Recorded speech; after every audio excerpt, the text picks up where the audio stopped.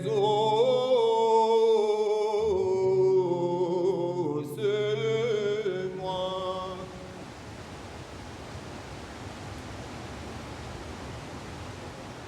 Dans l'église byzantine, le père Denis prépare la première messe.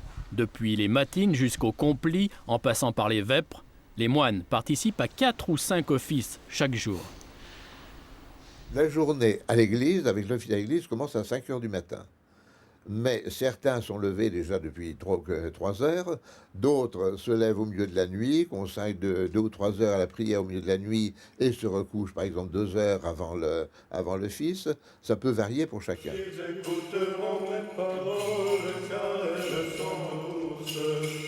Les offices sont très longs, ils durent parfois 3 heures.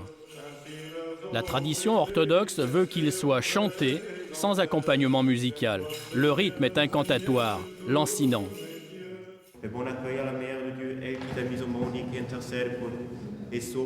Les moines ont traduit eux-mêmes les chants et les prières grecques en français.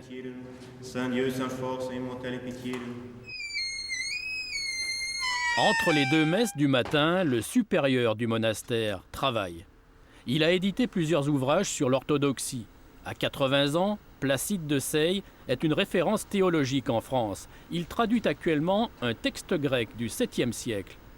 L'ouvrage sera bientôt publié. Nous n'avons pas la différence de ce qu'on dit souvent en Occident. On n'isole pas les pères de l'Église des premiers siècles de l'Église d'aujourd'hui. On a dans l'orthodoxie un sens très, très, très vif de la continuité. Et un auteur du 4e ou du 7e siècle, d'une certaine manière, reste aussi actuel pour nous qu'un auteur contemporain.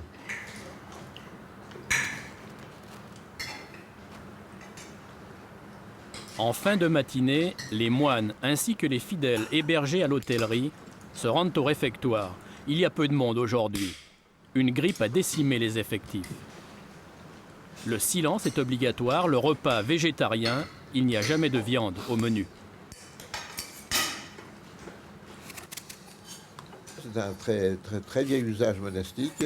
Il y a à cela de diverses raisons, n'est-ce pas? Il y a l'idée d'une certaine réconciliation avec la création, d'une absence de violence, n'est-ce pas? Et puis d'autre part aussi, la viande est un aliment qui peut-être est moins en accord avec cette vie de calme, de paix intérieure qui est notre choix. Qu'éternel soit la mémoire des bienheureux fondateurs de ce saint monastère. Que le Christ, notre vrai Dieu, par les prières de sa mère, tout esprit, tout immaculé, de la sainte et glorieuse Mirophore égale aux apôtres, Marie-Madeleine.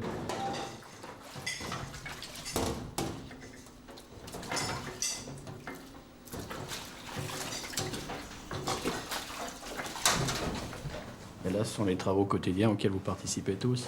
Oui, la vaisselle, et après la vaisselle, chacun va un peu à ses occupations. L'après-midi est consacré au travail personnel. Oui, c'est ça.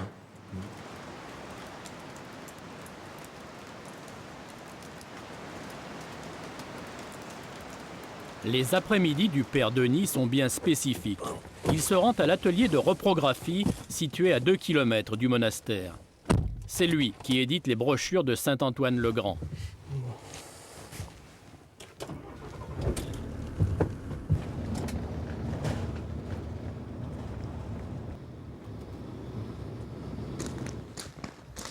Ça, c'est l'atelier du monastère. On fait les reproductions de nos fascicules qu'on distribue. Aussi je fais un peu la mise en page de quelques livres liturgiques que le père traduit en français pour l'usage dans le monastère. Vous avez l'impression que la religion orthodoxe en France se développe actuellement? Oui, j'ai l'impression que ça... Je ne peux pas dire comment elle s'enracine parmi les Français eux-mêmes, mais il y a beaucoup des émigrés qui viennent. On a toujours des gens qui se font chrismer, c'est-à-dire ils prennent l'onction, qui entrent dans l'église orthodoxe ou des baptêmes. Alors c'est assez régulièrement que ça arrive. À 17h, il y aura les vêpres, ensuite une petite collation. À 19h, les complis. Et à 20h, la journée se termine. Chaque moine regagne sa cellule, une pièce étriquée, pour lire et pour prier beaucoup, pour dormir un peu.